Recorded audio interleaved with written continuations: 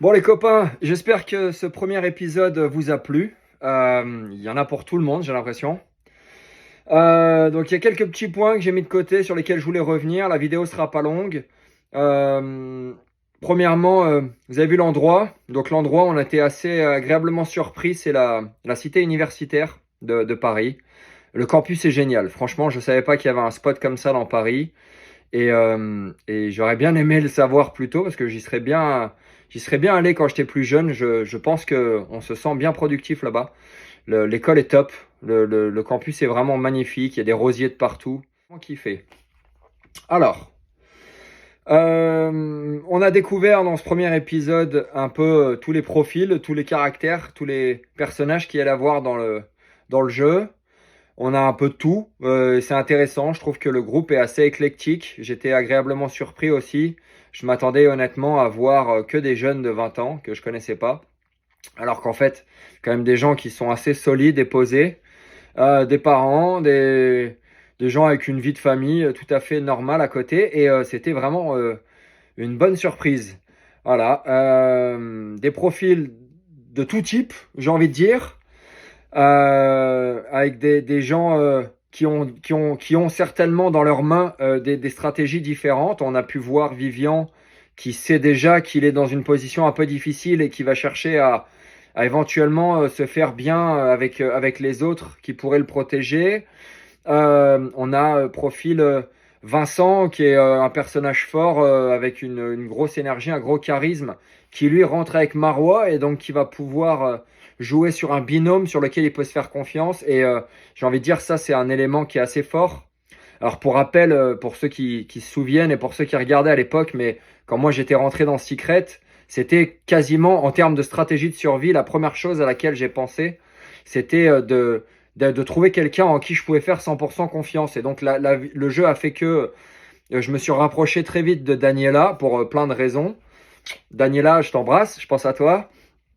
Et bon, après, le jeu voilà, c'était très compliqué. Daniela est sortie du jeu. J'ai perdu mon pilier sur lequel je me rattachais.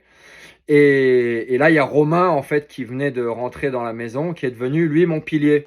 Et donc, j'ai fait un transfert, en quelque sorte. Mais d'être dans une position où on a un allié dès le départ dans un jeu de stratégie, voilà, c'est un super deal.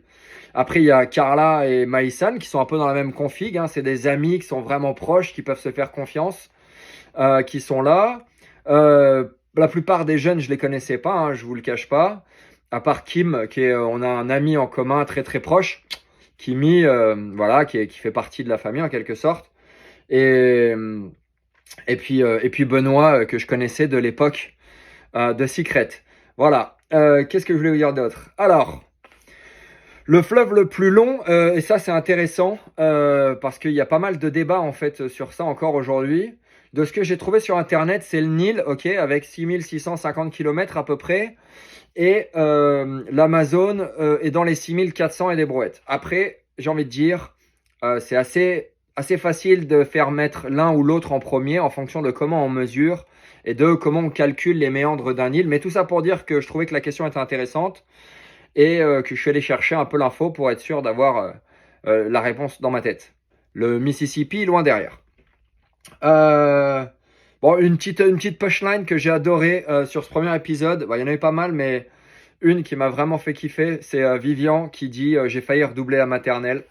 Là, frérot, j'ai envie de te dire, ça c'était. Voilà, il y a peu de personnes qui peuvent sortir cette phrase-là. Tu l'as sortie, c'est filmé.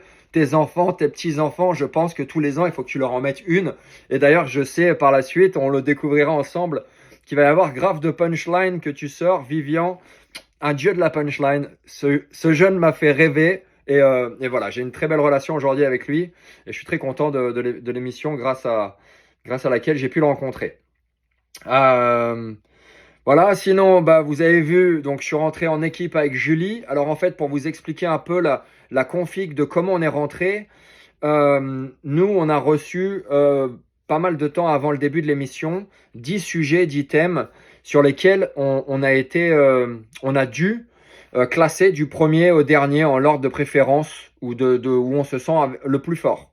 Donc, il y en a qui ont choisi l'orthographe, il y en a qui ont choisi les personnages célèbres, il y en a qui ont choisi les mathématiques. Et c'est comme ça, en fait, que petit à petit, ils ont réussi à grouper les jeunes qui rentrent ensemble. C'était pas, je sais pas après sur tout le monde, c'était ça ou s'il y a eu quelques intentions de mettre certaines personnes précisément ensemble. En tout cas, pour nous, c'est la raison pour laquelle je suis rentré avec Julie.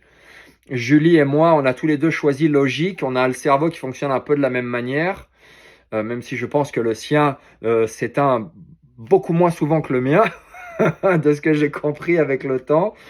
Tout le temps au taquet, hein. Et c'était vraiment génial d'être ensemble là-dessus. Voilà, Julie et moi, on a choisi la logique parce que pour nous, notre façon de voir le monde et d'essayer de comprendre les choses, c'est de faire des déductions logiques surtout pour qu'on n'ait plus à se souvenir des choses en elles-mêmes, mais on se souvient plutôt du mécanisme. Et c'est de l'optimisation, hein, optimisation cérébrale, si on a envie de dire. C'est que, je vous donne un exemple à la con. Si moi, demain, je dois apprendre à construire ou à déconstruire une machine à laver, je vais pas apprendre la machine à laver d'une marque, puis la machine à laver d'une autre marque, puis d'une autre marque, puis d'une autre marque. Je vais apprendre la logique de fonctionnement de la machine à laver. Et une fois que j'ai compris la logique, je pourrai appliquer cette logique à toutes les machines à laver. Ça marche pareil avec une voiture, un moteur. Et voilà, il y a des logiques dans tout au final. Et une fois que moi j'ai assimilé la logique, j'ai plus besoin de comprendre si telle ou telle chose fonctionne d'une manière différente ou pas. La logique s'applique de manière plus ou moins générale, plutôt la même. Voilà. Donc Julie, super équipe dès le départ. On a capté qu'on était dans le même délire. Et je respecte beaucoup Julie et je suis très content d'avoir rencontré dans ce jeu.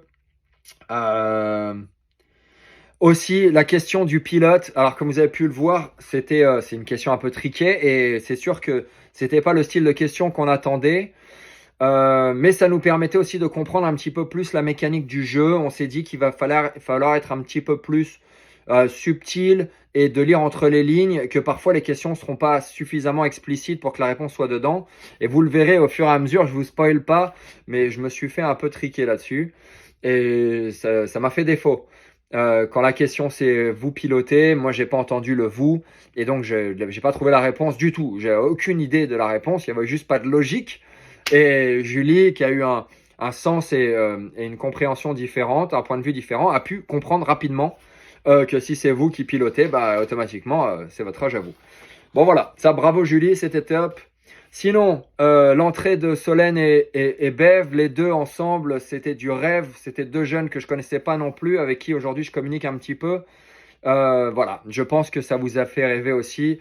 Beverly, j'étais au Grand Canyon il n'y a pas longtemps. Viens voir, il n'y a plus beaucoup d'eau, même si t'étais pas loin dans la logique, parce que au fond du Grand Canyon, il y a le Colorado River, qui est quand même une énorme rivière aux US. C'est un des 3 plus gros ou 4 plus gros fleuves des États-Unis.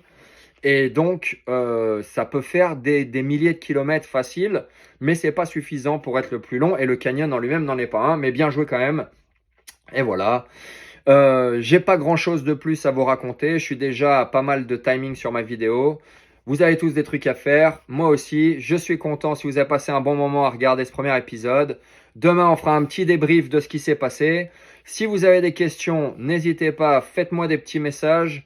J'y répondrai. Et je vous souhaite une magnifique journée, soirée, en fonction de quand vous regardez cette vidéo. Prenez soin de vous. One love, c'est le plus important. Ciao, à bientôt.